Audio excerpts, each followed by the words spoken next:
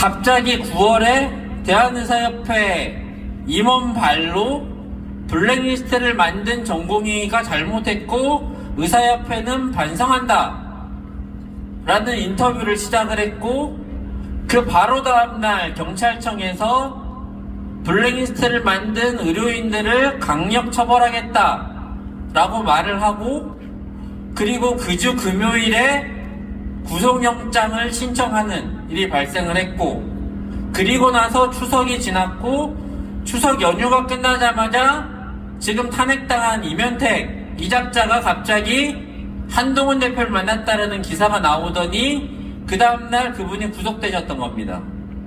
그래서 제가 이 작자들이 자기 정치질을 하려고 후배를 팔아먹었다, 그리고 당신은 이제 가만 안 두고 방패게 만들겠다 라고 말씀을 드렸었는데요. 그 이후에 두 번째 구속되신 분은 그 뉴스가 윤석열이 탄핵을 발표하기 2시간 전에 구속되셨습니다. 그날. 그런데 안타깝게도 의료계 내에서 아직까지도 그분이 무죄다, 그분을 풀어달라 라고 얘기하는 목소리가 안 나옵니다. 심지어 대한의사협회를 이끌어달라고 하시는 분들 중에 안타깝지만 한 분은 아무것도 모른 척 침묵하고 있고, 2명은 그 사람이 잘못했고 2차 가해 운운하면서 그분이 무죄라고 얘기를 하면 블랙리스트에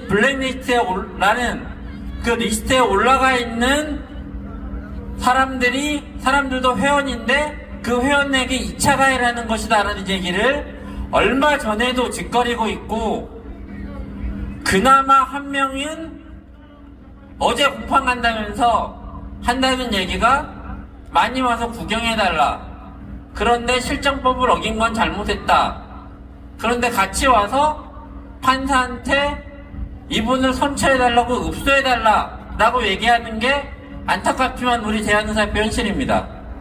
이분이 도대체 뭘 잘못했습니까?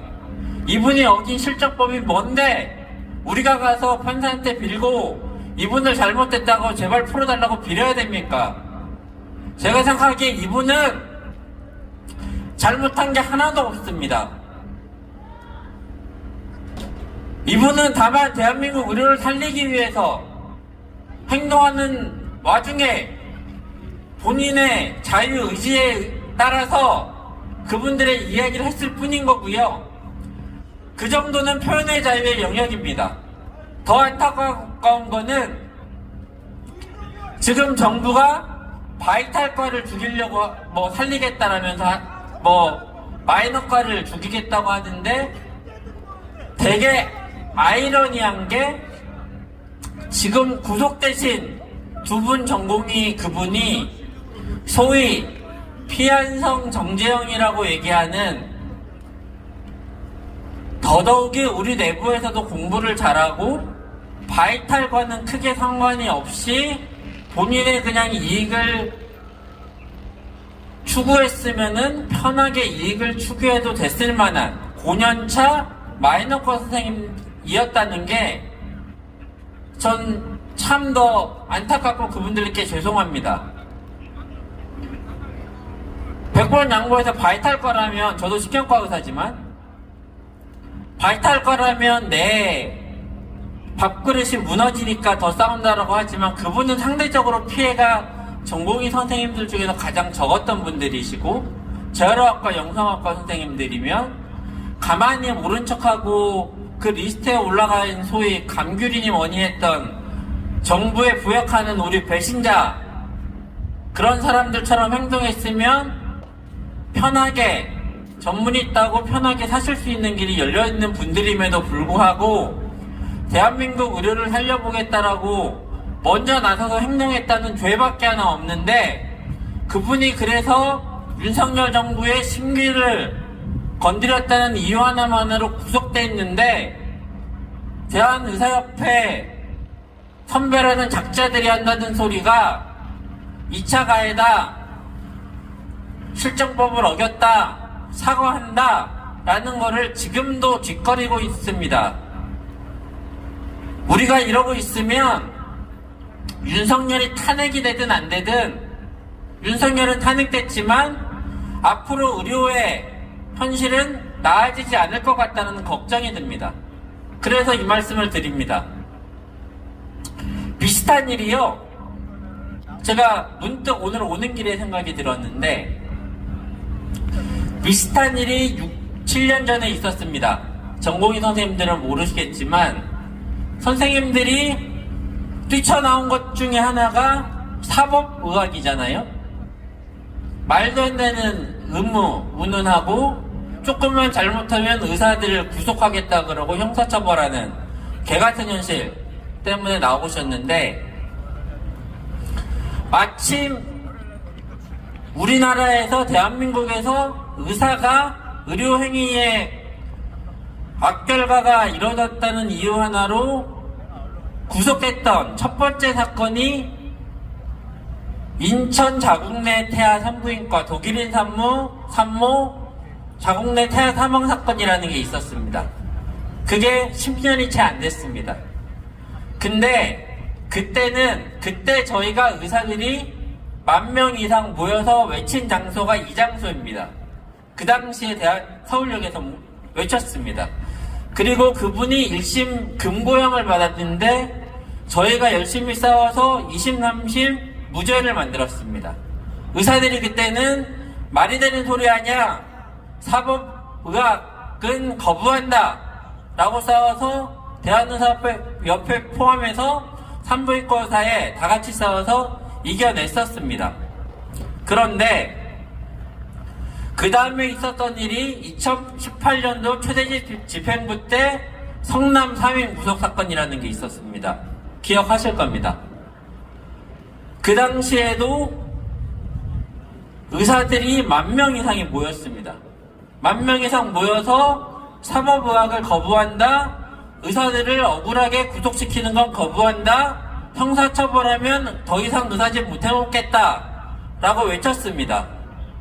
그런데 수만 명의 회원이 모여서 외치고 있는데 그 자리에서 회원들의 뜻을 받들겠다고 허풍치던 최대집 회장이 뒤에 가서 무슨 짓을 했느냐, 의사가 잘못했네요. 판사의 심계를 거스르면 이분들은 더 큰 벌을 받을 수 있으니 판사에게 가서 읍소해야 된다 라고 했었습니다. 그리고 나서 그분들은 유죄가 집행유예, 벌금형 이렇게 받고 유죄가 확정이 됐습니다. 그 판례가 생긴 이후로, 그 이유는 대한의사협회도 의사들을